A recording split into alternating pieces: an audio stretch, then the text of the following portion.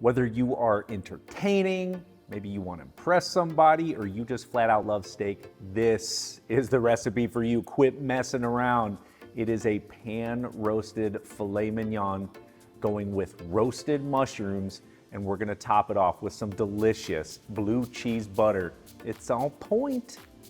Yes, for all of you that have asked, I do have hair, just sprinkled with a little salt and pepper for flavor, or maybe I'm just 40 years old. Let's get into this recipe. We're gonna start off with these mushrooms. We've got some absolutely beautiful oysters, creminis, and shiitake mushrooms. To prep these, starting with the oysters, what I like to do is sort of trim off the end piece where they all sort of come together. And then I simply tear them with my hands. They pull apart very, very easily, just the way I was taught. It's really simple to do.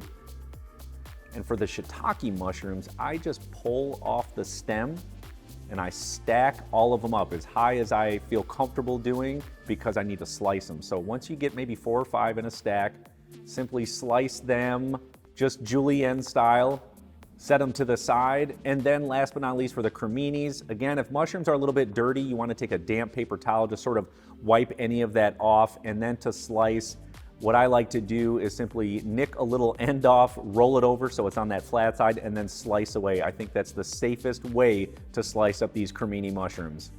Go ahead and add them to the other mushrooms, and then some other really, really quick prep. We are going to small dice up a shallot. We're gonna run some garlic cloves through a garlic press. And now onto this blue cheese butter, starting with some softened unsalted butter. And commies, when it comes to blue cheese, you wanna find one that you like. I love Maytag, that is what this is. It's creamy, it's got great flavor. My only suggestion is you want good blue cheese, so don't buy one that's already pre-crumbled in some plastic container. Do away with that. Go ahead and now add that in there. We're gonna squeeze in just a bit of lemon juice, just for a little clean acid. I do this in all of my compound butters, just like in my T-bone steak recipe or my grilled lobster. We're gonna season it with sea salt, fresh cracked black pepper.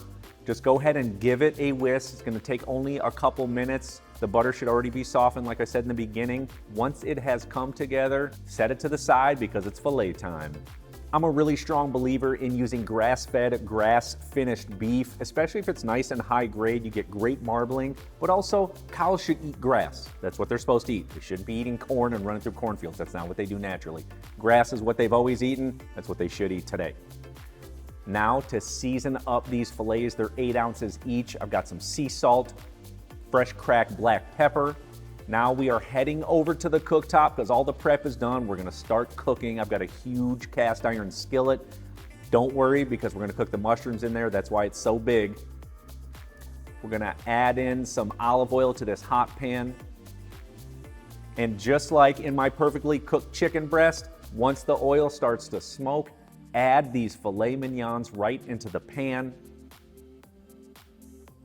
We're gonna immediately put in some whole garlic cloves, some fresh thyme sprigs, of course some butter. That's what's gonna add a lot of flavor to this steak. Since filet mignons aren't loaded with fat, this will help. And only after about 3 to 3.5 minutes, we are gonna flip this steak over. You can see that it's golden brown and absolutely perfect. I like a rare to medium rare steak, so we're doing maybe 3.5 minutes per side. But as soon as you flip them, you wanna baste them. Commies, this is something that you wanna do with all of your pan roasted proteins, okay? Simply tilt the pan back, get you a big spoon, and go ahead and baste each of the things that you're cooking. Obviously, in this case, the filet mignons. You wanna continue to do it until you are done cooking. All that butter, all that seasoned goodness is gonna continue to coat that steak, making it even more delicious. And I'm gonna stop really quick right here and show you a little trick. It's not foolproof, but it's just a point of reference. Hold out your hand, get them up. Push right here. This is what a rare steak feels like. Touch your pointer finger to your thumb. That's what a medium rare steak feels like. Middle finger to thumb. That's what a medium steak feels like. Medium well. Yeah, I'm not sure we could be friends. Well done. Sorry, man. Can't be homies anymore. All right, just kidding. Back to the steak. Once the steak is done, set it to the side. It's going to rest for about 5 to 6 minutes, totally cool. And remove the garlic and the thyme, set it aside. We don't need them anymore because in that big old pan that's still got the butter and the oil left over, we're gonna add in our mushrooms.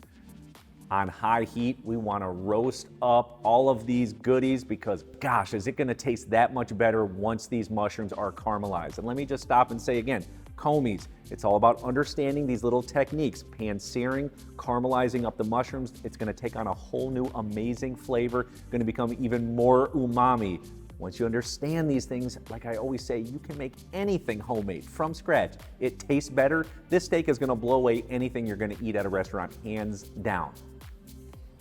Once they are roasted, after only about 3 or 4 minutes on high heat, what I like to do is scrape the mushrooms to one side of the pan. This is an old trick I learned from way back in the day. And on the side of the pan with no mushrooms, I'm gonna add in my shallots, my garlic, 1 small pad of unsalted butter, and I'm gonna sort of cook this on this side of the pan to make sure we get a quick little brown on all that stuff. Once it is brown, after maybe only 30 to 45 seconds, I'm gonna mix it back into the mushrooms just to incorporate all those flavors. And now it's deglaze time with a nice red wine. I've got a cabernet sauvignon. Add it in there, and we're going to cook the wine to au sec. And if you remember what that is, it's cooked until it's almost gone or evaporated. At this point, a little bit of good beef stock. Season it with salt and pepper. Mushrooms are finished, everything's done. Let's plate this up. I'm gonna show you a couple ways to do it. So when it comes to filet mignons, normally they are long, right? And what you would wanna do to slice against the grain is slice it that way. So when you have this individual little filet, you don't wanna slice it as is, you wanna turn it and then slice it. That will ensure that it's tender and juicy and perfect when you eat it. You can serve it like this, or if you wanna get a little bit extra, like I always like to say, on a plate, go ahead and add on some of those roasted mushrooms. We're gonna put a non-sliced filet right on top. Add on a little bit of that blue cheese butter. And then finish with a little garnish of chives, or if you have parsley, that would be great. Man, if this doesn't blow the doors off whoever you're serving, it's time to find somebody else because this should absolutely win the hearts of everyone who eats it. You know what it would go amazing with? My roasted garlic mashed potatoes, so check it out and I'll see you on that video.